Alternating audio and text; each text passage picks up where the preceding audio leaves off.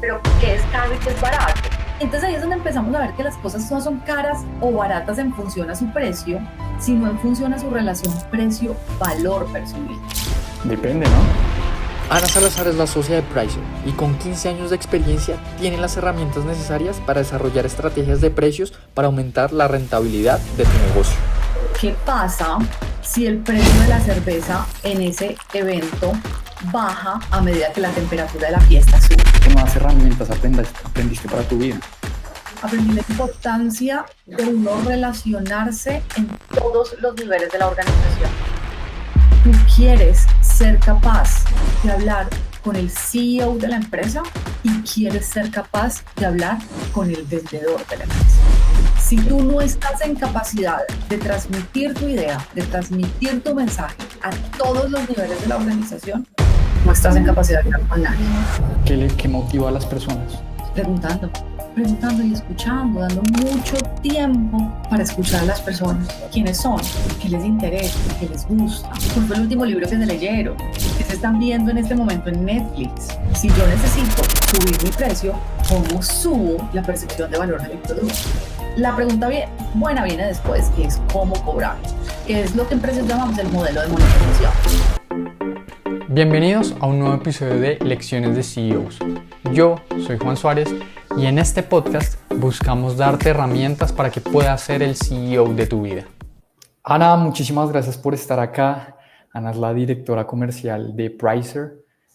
Gracias por estar en este espacio. La verdad, sí considero que en la medida que uno empieza a entender cómo funciona el pricing, se vuelve el CEO de su vida. Así que, Ana, de nuevo, muchas gracias por estar acá. Muchas gracias a ti por la invitación y encantada de acompañarlos hoy. Quisiera empezar este espacio preguntándote cómo se te ocurrió esta idea de tener una vending machine que, según el clima, cambiara los precios de las bebidas. Pues a ver, es que eso va como muy en mi historia, desde el principio de mi carrera, y es, yo soy financiera de profesión. Y cuando empecé a trabajar, yo muy rápidamente me di cuenta que yo era como demasiado cercana a marketing para estar en finanzas, pero demasiado numérica para estar en marketing. Y entonces ahí en el mundo de la mitad me encontré con los precios, que para mí siguen siendo el punto perfecto para poner a comunicar todas las áreas de la empresa. Pone a comunicarse al equipo comercial, al equipo financiero, muchas veces al equipo de operaciones o los equipos técnicos, los equipos de mercadeo, todos detrás del mismo entregable.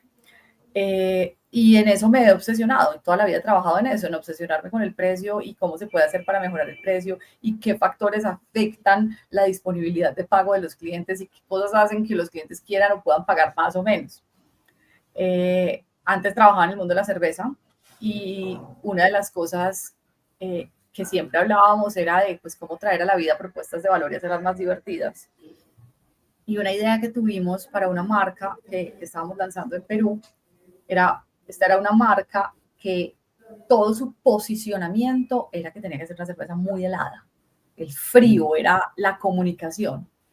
Y entonces para el lanzamiento de la marca, trabajando con la agencia, una de las ideas que tuvimos es, ¿qué pasa si el precio de la cerveza en ese evento baja a medida que la temperatura de la fiesta sube? Mientras más baile la gente, mientras más calor sea, más barata va a ser la cerveza. Era una idea divina. En su momento no lo pudimos ejecutar porque pues no contábamos con la tecnología, eso fue casi 20 años, no había la tecnología para hacer eso. Pero de ahí me quedo pensando siempre en cómo poder mover los precios con mucha más flexibilidad y con mucha más facilidad. Y pues después de ahí me pasé a trabajar en el mundo de las gaseosas y siempre decía, ¿cómo logra uno que la gente pague un poquito más en el momento en que está dispuesta a pagar un poquito más? Y pues uno de esos momentos es obviamente cuando hace calor, ¿cierto? Todos sabemos que yo siempre les hago la pregunta, ¿cuánto pagaría usted por una limonada frozen en Bogotá a las 6 de la mañana? No, cero. Regalada es cara. Pero ¿cuántas pagas por la misma limonada frozen en Barranquilla a las 3 de la tarde? Lo que me cobren. Entonces decíamos cómo aprovechar ese cambio en la disponibilidad de pago de las personas con cosas como por ejemplo el clima. Y pues esa fue mi idea en su momento. tampoco la pude implementar, la tecnología que se requería era muy avanzada y además digamos que lleva ciertos aspectos éticos y legales del precio que, pues, que son interesantes, pero que no todo el mundo se quiere meter. Entonces, bueno, esa fue una de las ideas que siempre tuve, que dije, me soñaría con implementar esto. Todavía no lo he implementado, vamos a ver algún día. Sin duda, y creo que algo que tú tocas es justamente el momento exacto. En la medida que uno empieza a darse cuenta, y creo que ya lo hace muy bien Uber, ¿no? Por ejemplo, en Navidad Uber y Didi y Cabify se vuelve impagable, y lo mismo con la lluvia, ¿no? Estos precios dinámicos. Y hay personas, en este caso, por ejemplo, yo lo pago, no importa, necesito transportarme. Y ahí es donde justamente entra este juego que ya más adelante vamos a tocar sobre precios, oferta, demanda.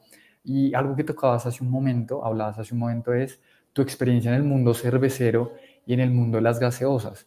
Estuviste en la fusión entre Bavaria y SABMiller, una de las más importantes en ese tiempo. Cuéntame qué aprendiste, qué nuevos frameworks o qué nuevas herramientas aprendiste para tu vida. Pues a ver, ese fue un momento muy interesante. Yo era chiquita, yo estaba casi que recién graduada de la universidad, entonces, pues yo creo que llegué al momento correcto, al lugar correcto. Fue pues atribuible casi que enteramente a la suerte. Tuve un profesor en la universidad que era mi profesor de finanzas corporativas. Durante el semestre de clase seguramente él me vio potencial y me vio muy interesada en el tema, y al final del semestre un día me lo encontré y me dijo, ¿qué está haciendo? ¿Ya tiene práctica? Y le dije, no tengo práctica todavía. Me dijo, ¿dónde vas a trabajar conmigo a Bavaria? Pues llegué a trabajar a Bavaria en el momento correcto. Pero ahí pues fue un momento interesante porque la cantidad de trabajo fue brutal. La cantidad de cosas que yo tuve que vivir en ese momento, yo creo que muchas de ellas hoy serían consideradas situaciones de acoso laboral y que muchas de ellas ni siquiera serían toleradas, ¿cierto? Porque en ese momento, pues imagínate uno cerrando un negocio internacional en 3 continentes, todo el mundo hablando simultáneamente, eso implicaba tener que estar en la oficina a veces a las 2 de la mañana respondiendo llamadas, pero también a las 10 de la mañana, pero también a las 3 de la tarde, pero también a las 6 de la tarde. Era emocionante, era un momento que yo tenía la juventud y la energía para hacerlo. Creo que lo que aprendí muchas cosas. La primera es, pues aprendí el valor del trabajo duro, ¿cierto? Era un momento en la vida para trabajar duro, para trabajar sin miedo. Pero también aprendí, y esto ha sido muy importante de ahí en adelante en mi carrera, aprendí la importancia de uno relacionarse en todos los niveles de la organización. Tú quieres ser capaz de hablar con el CEO de la empresa y quieres ser capaz de hablar con el vendedor de la empresa. Si tú no estás en capacidad de transmitir tu idea, de transmitir tu mensaje a todos los niveles de la organización, no estás en capacidad de hablar con nadie. Y no vas a lograr hacer un impacto real, porque en la medida en que tú asciendes en las organizaciones, es cada vez menos el trabajo que tú haces y cada vez más el trabajo que tú influyes, lo que tú logras que otros hagan contigo o lo que tú logras que otros hagan por ti o lo que tú logras que otros hagan a través de ti. Y entonces, entender muy bien lo que motiva a cada persona de la organización. Entender, yo tenía un jefe que decía una cosa que a mí se me quedó siempre grabada y decía, si uno llega y encuentra una tortuga en un árbol, pues la gran mayoría de las personas dicen, uy, uy, uy, y bajan la tortuga del árbol.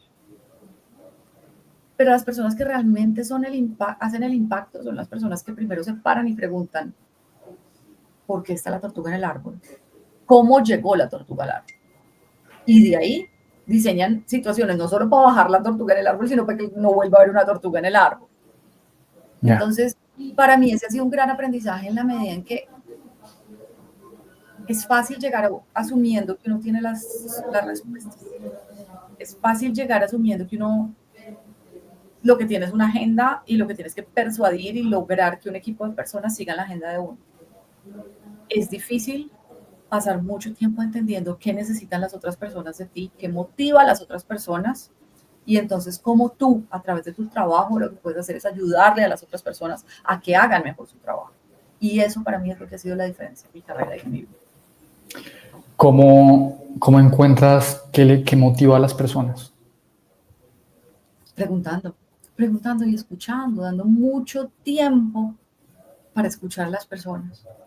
Preguntándole a las personas, no directamente y no indirectamente, no solo qué los motiva, sino preguntándoles quiénes son, qué les interesa, qué les gusta, cuál fue el último libro que se leyeron, qué se están viendo en este momento en Netflix, con quién van a pasar las fiestas ahora que estamos cerca de Navidad. Cuando tú oyes eso, tú empiezas a identificar qué cosas les brillan en los ojos a las personas. También hay un tip que a mí me gusta mucho y es cuando estoy hablando por primera vez con una persona, es decirle, cuéntame tu historia. Sin más, cuéntame tu historia. Y entonces ahí uno inmediatamente entiende a la persona qué es lo que le quiere contar a uno. Y uno se fija en cuáles son esos puntos de quiebre, ¿cierto? De su historia y de su carrera. Y con eso es que uno dice, bueno, aquí hay una persona que la motiva la progresión laboral. O hay una persona que lo motiva es el tiempo con su familia. O hay una persona que lo motiva es el reconocimiento o el sentirse escuchado. Y muchas veces tú, a través de tu trabajo, puedes hacer que las personas se sientan mejor en sus trabajos, en sus vidas. Sin duda, creo que como tú dices, estos espacios incluso de one-to-one o almorzando, preguntándoles cómo les fueron las vacaciones, empieza a uno entender, como tú dices, la historia o por qué hacen lo que hacen, ¿no? O qué los llevó a hacer esto. Y algo que yo desde siempre muy niño me he preguntado es, ¿por qué un chocorramo vale lo que vale un chocorramo? O sea, ¿por qué vale, qué sé yo, 1.000 pesos o no vale 800? ¿O por qué no vale 1.500? Esa pregunta siempre me rondó cuando era pequeño. Y ahora te hago la pregunta a ti. ¿Qué experiencia de pequeña crees que te trajo a donde estás hoy? Yo diría que mi experiencia con el precio no tienen tanto que ver con de pequeña. Eso fue más como algo que encontré ya grande, que encontré después de la universidad, como te digo, cuando empecé a trabajar. De hecho, en la universidad, cuando estudié finanzas, pues como que casi todo el mundo decía como, Ana va a ser trader. Y esa era como la carrera para la que yo iba. Yo siempre he tenido adentro pues como un lado más soft, más artístico, que pues nunca he explorado, pero que siempre digo como, la parte del mercadeo tan rica.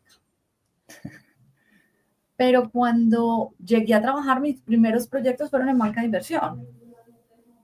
Entonces tenía unos proyectos muy interesantes como necesitamos negociar con Avantel para que nos ponga unas antenas adicionales para cubrir una ruta crítica entre la maltería y la cervecería en Cartagena. Entonces, desde el punto de vista de las finanzas corporativas, eso era hacer un caso de negocio y valorarlo. Pero ellos llegaban y decían, sí, eso les va a costar tanto. Y yo decía, esto está teniendo un ROI negativo. Pero, ¿en qué están pensando ellos para decir que este proyecto vale tanto? Ellos están pensando en su costo y el margen, pero ellos no están pensando en el potencial que eso les da para expandir este negocio a otras cosas. Ellos no están pensando en los clientes adicionales que van a ganar por este negocio. Ellos no están pensando.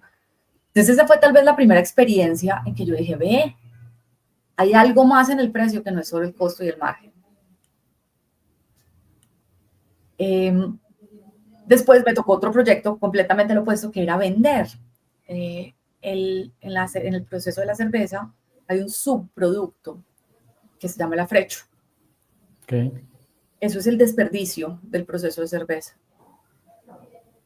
Técnicamente eso es algo que vale cero. Eso es un desperdicio.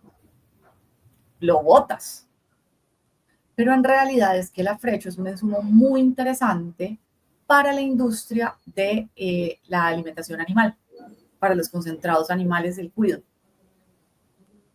Entonces ellos estaban dispuestos a pagarnos por algo que para nosotros era basura, que para nosotros pues casi era como, no, venga, le pago para que me lo quite de las manos, le pago para yo no tener que desperdiciarlo. Y ellos estaban dispuestos a pagar, y a pagar buen dinero. Entonces, como algo que para alguien tiene un valor percibido de 0 o incluso negativo, para otra persona tiene un valor muy alto. ¿Cómo fijas el precio ahí? Porque pues, costo, ¿cuál costo? Margen, ¿cuál margen? Todo es ganancia. Entonces ahí fue donde yo me empecé a meter y empecé a entender estos conceptos del valor percibido y de que lo más importante a la hora de fijar el precio no es el costo, sino estos dos conceptos, que es el valor que percibe el cliente y esa disponibilidad de pagar o esa sensibilidad al precio que tienen los clientes. Y cómo en esos dos mundos es donde empiezas a conversar de otras cosas como los atributos de marca, como el contexto, como la ocasión de compra, como el canal de compra, y se vuelve entonces una conversación mucho más rica, porque estamos súper acostumbrados a pensar en las cosas, no, es que eso es caro y eso es barato. Pero, ¿qué es caro y qué es barato? Entonces decimos, no, caro es porque estamos acostumbrados, caro es porque tiene un precio alto. Y barato, no, barato es porque tiene un precio bajito. Ok, listo. Yo te pregunto, ¿un carro de 50 millones de pesos es caro o es barato? Depende, ¿no? Depende absolutamente, depende porque si es un Renault 12, uno dice está como caro. Pero si es un Mercedes-Benz de este año, uno dice es sospechosamente barato. Sí. Algo está mal con ese carro. Y entonces ahí es donde empezamos a ver que las cosas no son caras o baratas en función a su precio, sino en función a su relación precio-valor percibido. Y entonces ahí es donde empieza esta conversación súper rica, súper interesante, porque es, bueno, si yo necesito subir mi precio, ¿cómo subo la percepción de valor de mi producto? Lo hago vía entregar atributos adicionales, lo hago vía comunicar mejor lo que yo estoy haciendo y te abre muchísimos caminos que no son solo haz que mueva el margen o mueva el precio. Sin duda, creo que es otra mirada a la que ya no es solo, ok, saco el costo, si es un producto o incluso un servicio y a partir de ahí pues pongo un markup, pongo un margen de contribución y fijo el precio, sino como tú dices es tener en cuenta ese valor percibido, que a veces cuando uno está emprendiendo tiende a ser un poquito difícil porque pues claro, apenas está ingresando en el mercado. Cuéntame un poco cuando uno está arrancando como emprendedor, ¿cuál sería como ese modelo mental o ese paso a paso que uno podría empezar a implementar en la medida que pues empieza a hacer, si se quiere, un pricing bien hecho? ¿Listo? Entonces, yo digo que hacer precios es muy fácil. Son 3 pasos. Entender al cliente, darle opciones y dejar que el cliente elija. Pero eso realmente es un poquito más sofisticado. Entonces, primero, hablamos de entender al cliente. ¿Qué es entender al cliente? Primero, entender los clientes por qué compran. Entender esas necesidades. Estamos muy acostumbrados a las segmentaciones con base en temas sociodemográficos o de industria. Así es que estos son mujeres de más de 18 años, estratos 3, 4 y 5. O estos son los clientes del sector industrial. En precios no pensamos así. En precios lo primero que nos preguntamos es qué necesitan y por qué compran y hacemos segmentación basada en necesidades. ¿Por qué? Porque clientes que necesitan lo mismo están dispuestos a pagar por lo mismo. Entonces la primera pregunta es, venga, estos clientes por qué compran. Y ojo, la pregunta es muy importante, es por qué compran, no es por qué me compran. Pienso en la industria. Por favor, que la respuesta nunca sea el precio. Nadie compra por precio. Te doy el ejemplo que yo uso. Yo tengo un cliente muy bueno, una empresa muy buena, que hace unas torres para las celdas fotovoltaicas. Yo te digo, imagínate que este cliente mío logra sacar sus torres para celdas fotovoltaicas baratísimas, a $1 la torre. ¿Cuántas me compras? Ya no sé, muchísimas, está muy barato eso. ¿Cuántas me compras tú hoy? Yo, no sé, el primer número que se me viene a la cabeza, Ninguna. 10. No, bueno, sí. Pero ¿por qué 10? La respuesta es casi siempre ninguna, porque ni siquiera sé que son torres para celdas fotovoltaicas y no las necesito porque no tengo celdas fotovoltaicas. Ya. Si tú no necesitas el producto, no lo vas a comprar. Por No más barato, importa qué tan barato sea. exacto, por más barato que sea, ok. Exacto, a menos que seas mi papá, que siempre se va a los supermercados y el otro día llegó con 5 mesas de picnic. Y yo, papá, ¿por qué compraste 5 mesas de picnic? Y me decía, porque están muy baratos. Eso casi no pasa. Y uno no puede hacer estrategias de precio para eso tan loco. Pero lo que uno sí debe hacer es entender esas necesidades. ¿Por qué compran los clientes? Entonces, lo que yo les recomiendo es, lo primero, hagan una lista de todas las razones por las que los clientes compran. Estamos hablando de vestidos de baño. ¿Por qué las mujeres compran vestidos de baño? Para nadar, para ir a la playa, para ir a una despedida de soltera, para broncearse, para regalar, para. Saquen 25, 30, 40 razones de compra de su producto, de su servicio. Y una vez tienen esas, agrúpenlas, entiendan cuáles son las 3 o 4 necesidades básicas que están detrás de eso. Y ahí ya tienen sus segmentos. Entonces, qué pena te interrumpo una cosa. Cuando dices, ¿por qué la gente compra y que no sea por precio? Pero entonces se me viene a la cabeza, no sé, estas grandes cadenas de hard discount como de uno, como precio justo, pues en teoría uno creería que es porque el precio es menor.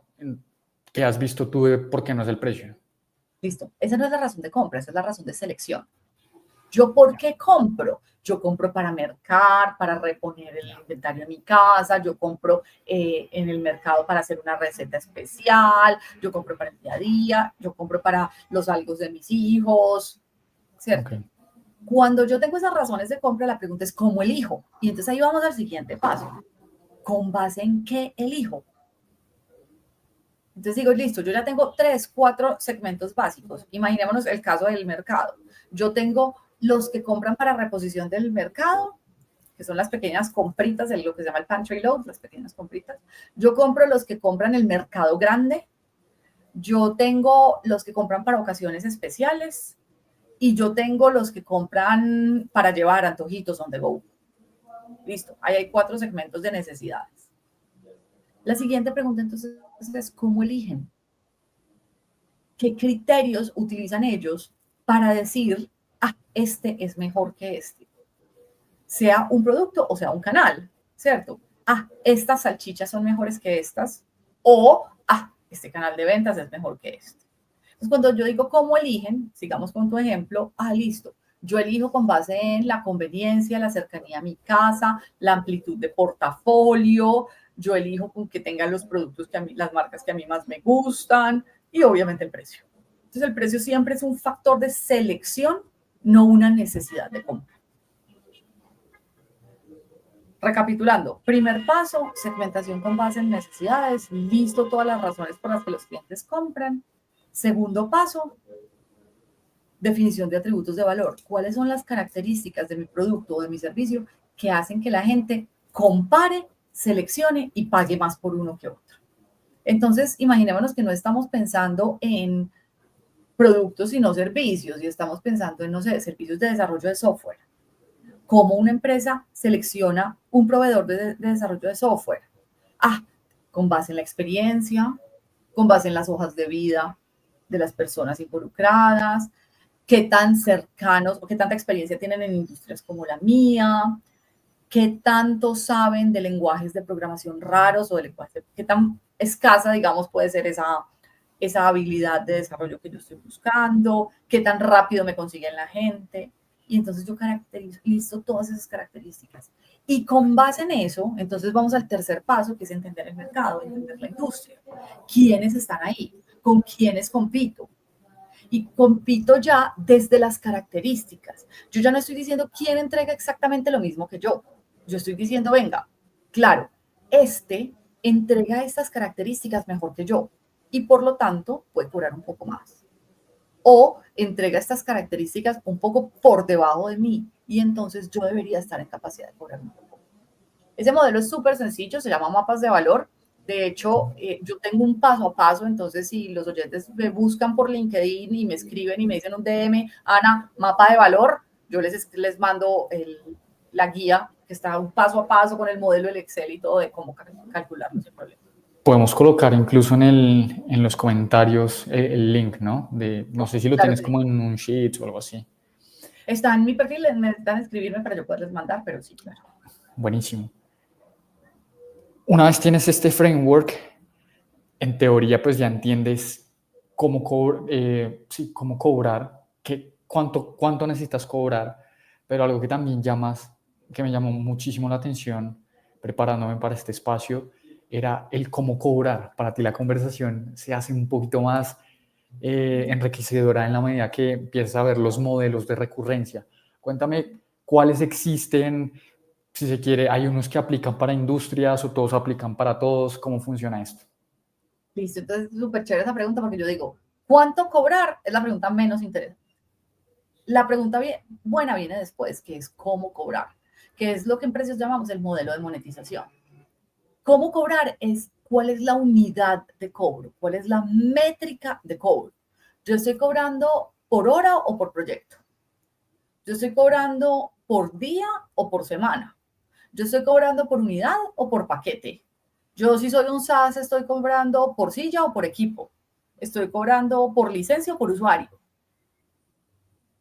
¿Por qué es tan importante la métrica de cobro? Porque la métrica de cobro hace tres cosas simultáneamente, que es lo más atractivo.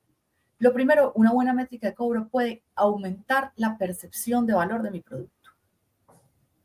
Lo segundo, puede reducir la sensibilidad al precio de los clientes. Y lo tercero, me puede diferenciar de manera significativa de la competencia, me puede hacer incomparable. Ejemplos de esto. Esto, de hecho, se empezó a hablar por allá en los años 70. Una de las primeras empresas en empezar a experimentar con sus modelos de monetización fue Rolls-Royce. Rolls-Royce, yo no sé si tú sabes, hacen casi todas las turbinas de los aviones en el mundo. Y ellos, pues como ellos hacían las turbinas, ellos le hacían el mantenimiento de las turbinas. Y los clientes siempre se quejaban que ese mantenimiento era muy caro. Y de hecho los clientes pues evitaban al máximo pagar por el mantenimiento de sus turbinas. Pues lógico, si yo tengo un avión, pues ese avión solo me está produciendo plata cuando está en el aire, no cuando está en el suelo en mantenimiento. Entonces, pues para mí, mientras esté en el suelo, está perdiendo plata. Pues yo no quiero que ese avión se vaya a mantenimiento. ¿Qué hizo Rolls-Royce? Dijo, tienen toda la razón. Nuestros incentivos están desalineados. Vamos a hacer una cosa. Yo solo le voy a cobrar. Yo no le voy a cobrar el mantenimiento por mantenimiento ni por turbina. Yo le voy a cobrar el mantenimiento por horas efectivas de vuelo. Cuando el avión está volando, usted me paga. Cuando el avión no está volando, usted no me paga. ¿Eso qué hizo? Automáticamente que los incentivos de Rolls-Royce se alinearan con los objetivos de los clientes. Todos tenemos el mismo propósito, que este avión esté en la mayor cantidad de horas posibles en el aire. Súper fácil. Te doy otra historia en el mundo de los seguros. Una compañía de seguros de Estados Unidos que hace como 10 años, 15 años, cambió la métrica de cobro. Los seguros están casi siempre dados, es como un valor año o un valor mes, dependiendo del costo del vehículo. En este caso, ellos dijeron, vamos a cambiar. Vamos a cobrar no según el costo del vehículo, sino según los kilómetros recorridos. Si tú andas más, pagas más. Si tú andas menos, pagas menos. ¿Tú qué dices a esa métrica de cobro? Tiene todo el sentido del mundo para mí, la verdad. Tiene todo el sentido del mundo. Pues obvio, el que asume más riesgo paga más, el que asume menos riesgo paga menos. Súper lógico. Y entonces, ¿qué lograron ellos con esto? Pues primero, bajaron significativamente el ticket. Pero al mismo tiempo, ampliaron mucho su market share, porque pues mucha gente se fue con ellos. Pero al mismo tiempo, y lo más interesante, generaron como una segmentación muy positiva hacia ellos, donde todos los clientes que manejaban poquito, que eran aversos al riesgo, se fueron para donde ellos. Y entonces de esa manera lograron reducir de manera abismal las reclamaciones. Entonces mira cómo un cambio de la métrica de cobro puede funcionar súper bien para hacer esas cosas. En el mundo de los productos también pasa. Entonces ahora vemos, por ejemplo, un Gillette en Estados Unidos que dice, no, no, ya no me compre las cuchillas de afeitar. Suscríbase a este programa. Págueme una mensualidad y yo con esa mensualidad le aseguro que todos los meses le llega una cuchilla nueva a su casa, que es la que usted necesita en el momento que usted la necesita. Entonces ya no es un producto, casi que es un servicio de entrada. Y entonces, pues, ¿cómo comparo yo el costo de una cuchilla Gillette con el costo de un servicio que además me lo mandan a la casa, que yo no tengo que presentarlo, que siempre además me matan entonces de una vez el gel de afeitar y me cuidan y etcétera, etcétera? Pues se vuelve uno absolutamente incomparable. Total, esto te iba a decir, ya no, uno no está en el supermercado y ya no se va por literalmente por precio, como lo ve y compara el precio del que se fue, sino ya pues tienes un montón de atributos mucho más difíciles de comparar, ¿no? Ya se vuelve un poquito más psicológico, casi que emocional, porque ya es ese vínculo que yo tengo con la marca de me cuidan, ya me regalaron entonces el gel para afeitarse y después me llevaron no sé, un regalito adicional, ¿sabes? Como que ahí cambia totalmente la conversación. Y entonces mi Cambia pregunta totalmente. es, ¿cómo encontrar la métrica ideal? Aquí es para mí donde el pricing se vuelve más arte que ciencia. Okay. ¿Cierto? No hay un modelo matemático. No hay una forma numérica que yo te diga, si cumples estas y estas y estas condiciones, tu métrica de monetización debería ser esta. ¿Qué hay que tener en cuenta? 3 cosas muy importantes para definir la métrica de cobro. Primero, ese conocimiento de los clientes. ¿Qué los incentiva a ellos? ¿Qué los motiva a ellos? Volviendo a la conversación al principio de las motivaciones. Si yo sé qué es lo que motiva, qué es lo que incentiva a mis clientes, cómo mis clientes miden el éxito, pues yo diseño un modelo de monetización que sea lo más parecido a ese éxito para ellos. Y cuando lo logro, pues entonces me llevo yo mucho más parte de la torta. La segunda es entender que cambiar el modelo de monetización me puede implicar cambiar de manera significativa mi modelo de negocio. ¿Cierto? Piensa en Adobe cuando dejó de vender licencias y empezó a vender Creative Cloud, suscripciones. Ellos son unos de los que lo hicieron con mucho éxito, pero si yo estaba acostumbrado a vender licencias, pues yo estaba acostumbrado a vender un lump sum gigante, un dinero que me entraba todo de golpe y que cada año o cada 2 años yo tenía que estar mejorando mi producto para poder recibir el nuevo flujo. Con un modelo de monetización yo ya no voy a vender de suscripción, yo ya no voy a vender ese monto grande, no me va a entrar toda esa plata grande, me va a entrar platica graneadita todos los meses, seguramente por más tiempo, pero eso quiere decir que yo tengo que estar constantemente evidenciando el valor de quedarse conmigo. Y entonces entonces mi modelo de negocio cambia. Y cuando mi modelo de negocio cambia, viene el tercer componente importante, que es cómo entonces yo alineo mi organización para una nueva métrica de cobro. Y si mi organización, mis sistemas, mis procesos, mi equipo comercial, mi conocimiento está en capacidad de vivir detrás de eso, porque llegan muchos clientes, llega mucha gente a mí diciéndome, Ana, no, yo quiero volverme una suscripción. Y cuando empieza uno a escarbar, pues el equipo comercial no está listo para vender suscripciones. De hecho, no le interesa vender suscripciones porque creen que se les va a bajar inmediatamente su remuneración. El financiero dice, donde nos vayamos a vivir a suscripciones nos quebramos porque no tenemos la caja para aguantar el año o el año y medio mientras esto se equilibra. Pues hay que tener toda una organización alineada detrás de un cambio de métrica como estos. Y eso te iba a preguntar, porque al final siento que ahora todo es suscripción. No sé si es falta de creatividad o de conocimiento también, pero siento que ahora todo se volvió una suscripción que incluso cuando uno ve sus finanzas personales, uno dice, se me está yendo tanta plata en suscripciones, empecemos también a cortar. No sé cómo lo ves desde esa parte. O sea, yo te digo, yo pensaba que yo pagaba mucha plata por DirecTV. Y ahora cuando sumo lo que pago por Netflix, más Apple, más Movie, más Disney, más, ¿entiendes? Como 2 veces lo que yo pagaba por DirecTV y DirecTV era altísimo. Sí. Pero sí, o sea, estamos claramente en el mundo de las suscripciones, estamos claramente en el mundo de la servitización, todo el mundo quiere esa recurrencia.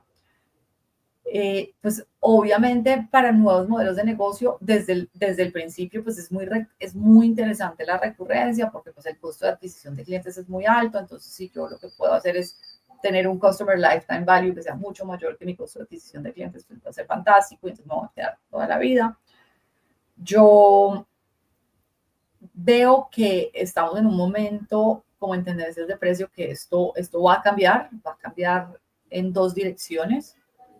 Yo siento que hay un push grande hacia acabar o consolidar con las suscripciones. Y mucha gente diciendo, pues sí, yo le pago todos los meses, pero necesito mucho más valor y usted solo no me lo puede entregar, entonces hágame el favor y se alía con fulanito y fulanito y fulanito para que entre los tres me ofrezcan una solución completa, yo no les voy a pagar a todos por separado. Y la otra cosa que se está hablando mucho, yo creo que se va a demorar más en llegar, pero que va a ser interesante, es cómo cambiar los pagos de las suscripciones por pagos por éxito. ¿Cómo me ¿Pagos por éxito? Sí, cómo me comprometo yo con un resultado y te cobres con base en el resultado efectivamente entregado. Entonces, yo no te construyo un bot de inteligencia artificial que gestione tus ventas por un fee de $200 mensuales. Yo me llevo el 10% de la mejora en ventas que yo te genere. Esto, pues la tecnología y los datos cada vez están más cerca de podernos entregar esos pagos por éxito. Yo creo que todavía hay ciertas dudas y muchos clientes que van a decir, es que yo no quiero socios estratégicos de mi negocio, yo quiero proveedores. Pero hay otros que sí dicen como, bueno, yo me le sumo a esa apuesta y vamos a riesgo. Que es un poco también lo que mencionabas en algún momento y es como estos tres niveles, incluyendo la inteligencia artificial, y es el primer nivel, solo hágalo usted, pero con AI, el segundo, hágalo usted, pero ahí con expertise, ahí ya sería un humano. Lo hacemos contigo, sea AI o sea un humano, lo hacemos contigo, entre los dos, y el nivel máximo es lo hago por ti. Y entendemos que en esos tres niveles hay diferentes disposiciones de pago, ¿cierto? Y yo creo que lo que va a pasar en este mundo de AI es que otra vez la experiencia específica del humano va a empezar a revalorizarse de nuevo, porque la inteligencia artificial pues va a comoditizar muchos skills. Lo que no va a comoditizar la inteligencia artificial es la experiencia específica. Total. Esto yo lo veo como con este ejemplo que tú pones del bot que te ayuda a generar más ventas. ¿Cómo lo podríamos tangibilizar un poquito más hacia de pronto carreras que son un poquito más, digo, como intangibles si se quiere, como de pronto psicología, de pronto que los procesos son un poquito como más largos y no es algo como, ay, ya estoy feliz hoy, ¿no? O pude dormir mejor. ¿Cómo se traslada ese framework que tú tienes a ese tipo de servicios? Pues hay algo que yo siempre he oído que nunca supe si es realidad o no, o es leyenda urbana, que dice que en China se le paga a los médicos cuando uno está saludable, porque la función del médico es mantenerte saludable, que cuando te enfermas, pues ese mes no le pagas. Su trabajo es ayudarte a mantener saludable. Yo creo que es más leyenda urbana, pero suena muy atractivo. Pero también esa es la pregunta, ¿cierto? ¿Cómo alineo mis expectativas con las expectativas del cliente? ¿Y cómo entrego yo cosas que son de percepción de valor del cliente? Entonces, y el cliente puede ser un paciente, puede ser psicología, me parece muy chévere. Yo trabajé con una chica que tenía un consultorio psicológico y un montón de talleres. Ella dictaba unos talleres muy chéveres para, pues, como de habilidades interpersonales y de gestión del estrés y etc. Y cuando ella decía, yo no sé si yo estoy muy barata o si estoy muy cara, no he podido entender. Entonces partimos de las necesidades, justamente. Hicimos ese framework tal cual te lo planteé y lo primero es, bueno, los clientes porque compran. Y fue muy chévere porque ella tenía un montón de seguidores en redes sociales y una comunidad muy bella, con mucha interacción. Entonces, ella hizo las preguntas en redes sociales, venga, ¿por qué compran? Cuando ustedes van a este tipo de talleres, ¿por qué van? Ella tenía unas hipótesis, entonces ella decía para manejar el estrés, para sentir más calma, etcétera. Una de las primeras razones que salió fue para conocer gente como yo, para conocer gente que tenga mis mismos intereses. Y era de las razones más importantes para los clientes. Entonces, cuando tú entiendes que esa es la necesidad, pues tú inmediatamente dices como, eso afecta un montón el producto. Porque si la gente lo que quiere es conocer gente, pues yo ¿para qué me voy a ir a dictar talleres virtuales? Total. Yo para qué, yo más bien lo que hago son talleres presenciales, de pronto un poquito menos de contenido, pero unos espacios más grandes de almuerzo y de interacción y de propiciar la interacción entre los clientes. Entonces mira que el método de entender la percepción de valor y la necesidad de los clientes aplica en cualquier industria. El modelo de monetización viene después. Le voy a cobrar por taller o le voy a cobrar por paquete de talleres. Le voy a ofrecer 3 planes. Le voy a ofrecer el taller básico, le voy a ofrecer el taller intermedio, que además tiene acceso a las memorias pregrabadas y a un chat privado de WhatsApp, donde mantiene la conexión con sus partners durante los primeros 3 meses después del taller, y el plan Plus, que además de todo esto tiene unas sesiones de trabajo individuales conmigo como terapeuta. Y mira como que ya ahí mismo uno dice, mira que aquí hay 3 cosas. Yo puedo pagar el más barato, porque no puedo pagar lo que me importa en ese momento, pero si tengo un poquito más de disponibilidad de pago, pues pago un poquito más. Y entonces ofrezco opciones, que era algo que te decía antes, ¿cierto? El 1, 2, 3. Entiendo lo que los clientes necesitan, les ofrezco opciones y dejo que ellos elijan. Porque estamos también muy acostumbrados a que si el cliente no puede pagar, entonces la solución es de descuento. Y es como, no, si el cliente no puede pagar, es una oportunidad para que yo desarrolle una configuración de producto que tenga una percepción de valor diferente. Y entonces, él se vaya para otro producto mío. Yo siempre, pues el ejemplo que yo utilizo acá es una torta. Imagínate que yo vendo una torta deliciosa de chocolate con avellanas, con unas flores, una decoración hermosa. Y mi torta vale $100. Y entonces la gente llega y dice, Ana, esa torta tuya está súper buena, pero está muy cara. ¿Qué dice el comercial tradicional? Venga, yo le doy un descuento para que se lleve la torta. ¿Qué dice un modelo de precios basado en el valor? Le parece muy cara. Listo. Llévesela sin decorar por 80. Todavía está muy cara. Llévese media torta por 70. Todavía está muy cara. Llévese la individual. por 40. Todavía está muy cara. Llévese el muffin por 20. Y entonces ofrezco varias alternativas que tienen una propuesta, una relación precio-valor diferente, para que cada uno de los clientes elija el que más se acomoda a su disponibilidad de pago. Interesantísimo. Creo que me voy a volver a algo que mencionaste también hace un momento, y es el tema de las comisiones y justamente esto de los descuentos. Voy a unir esas dos preguntas, y es que sé que es un mundo, pero ¿cómo estructurar un plan de comisiones, digamos, óptimo, si se quiere, como que realmente le haga sentido al comercial, porque al final ese es su incentivo, pero también que no desangre a la empresa? Y el segundo, con esto que mencionas del descuento, la segunda que mencionas del descuento, y es, como te lo decía, yo siempre desde pequeño decía como, porque esto cuesta lo que cuesta, y siempre me volaba mucho la cabeza es, ¿por qué hacen un 2x1? ¿O por qué hacen un descuento? Están perdiendo.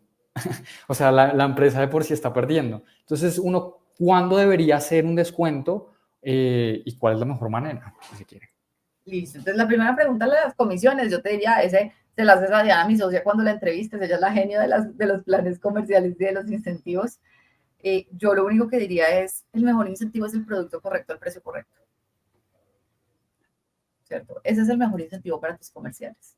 Si tú tienes súper claro cómo vender tu producto, por qué vender tu producto y qué es lo que hace que los clientes quieran comprar, ya les estás dando a ellos toda la herramienta para que lo vendan. Que obviamente es pues mucho más complicado, pero entonces ahí la pregunta también es cómo alineas nuevamente tus incentivos con los incentivos del vendedor, con los incentivos del cliente. Todos queremos lo mismo. Pasa muchísimo que lo que yo quiero es rentabilidad, pero estoy compensando al vendedor con base en volumen.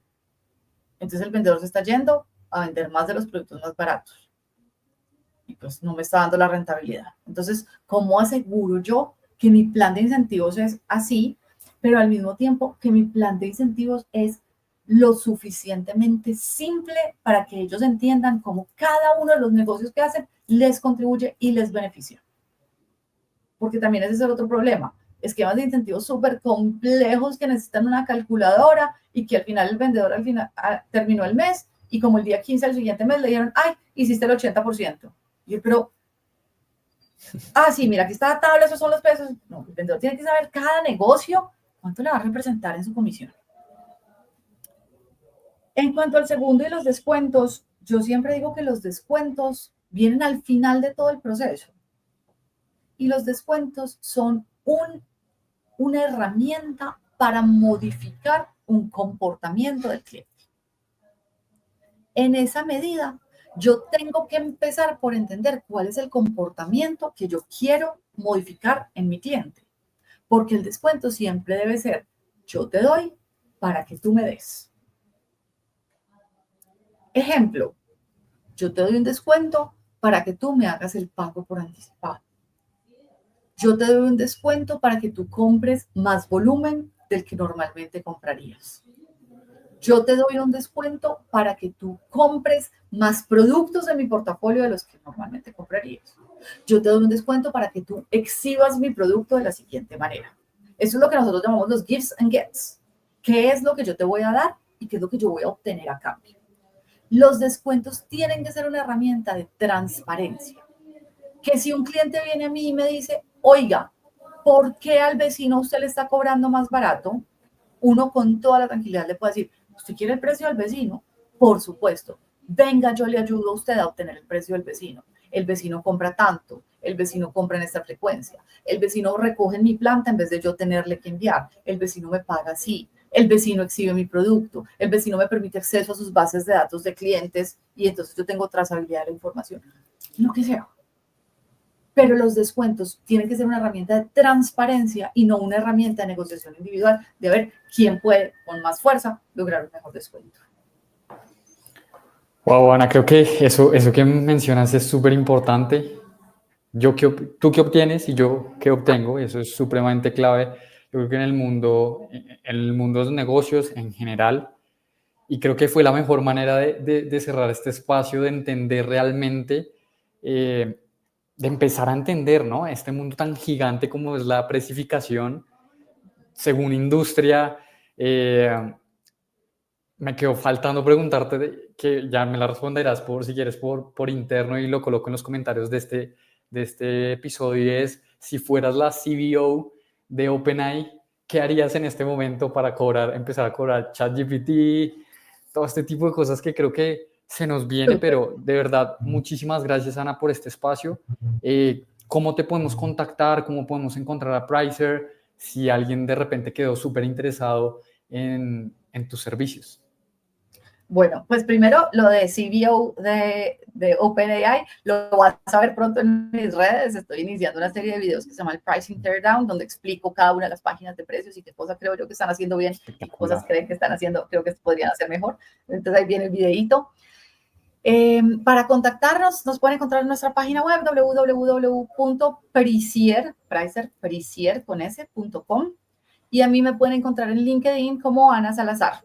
Ahí es donde estoy hablando y nerdeando de precios todos los días, entonces pues me encanta interactuar por ahí y pues escríbanme un DM que me oyeron en este podcast y como les digo, les hago llegar todo el modelo del mapa de valor. Buenísimo, Ana. De nuevo, muchísimas gracias por este espacio y te mando un gran abrazo. Lo mismo, gracias por la invitación.